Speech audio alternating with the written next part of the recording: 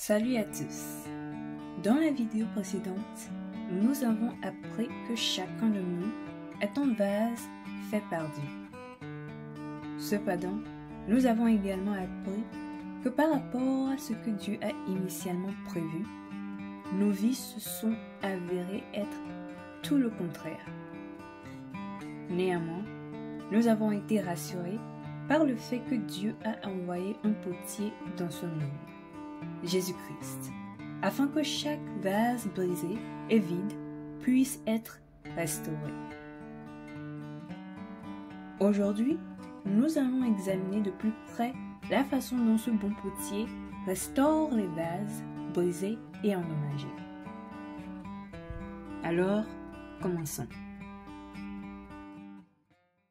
Pour la lecture d'aujourd'hui, allons dans 2 Rois, le chapitre 4, du 38e au 41e verset, qui dit: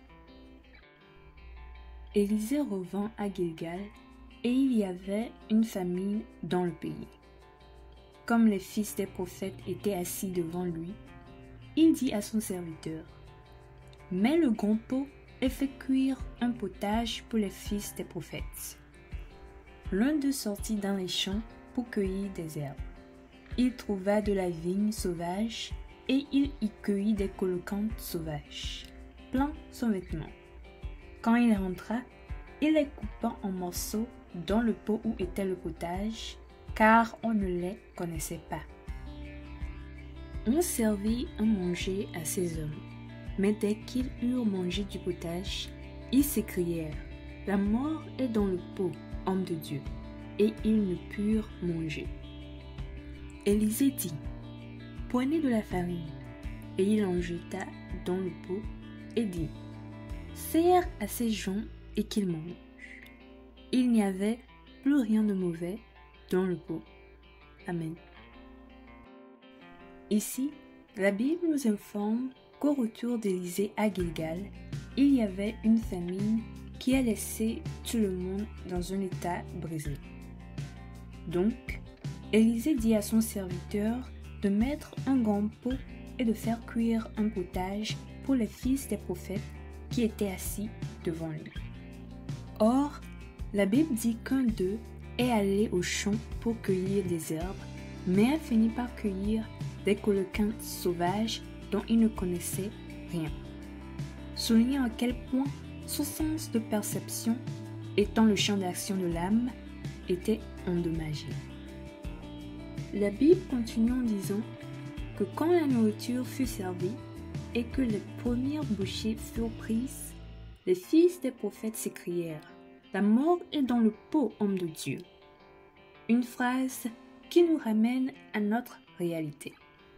Oui, une réalité où nous voyons la mort autour de nous, même dans les différents aspects de nos vies.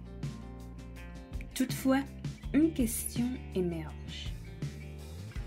Était-ce l'intention de Dieu qu'il y ait la mort dans les vases de nos vies?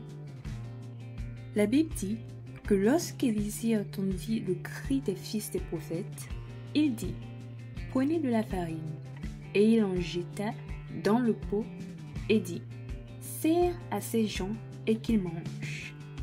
Et la Bible dit qu'il n'y avait plus rien de mauvais dans le pot.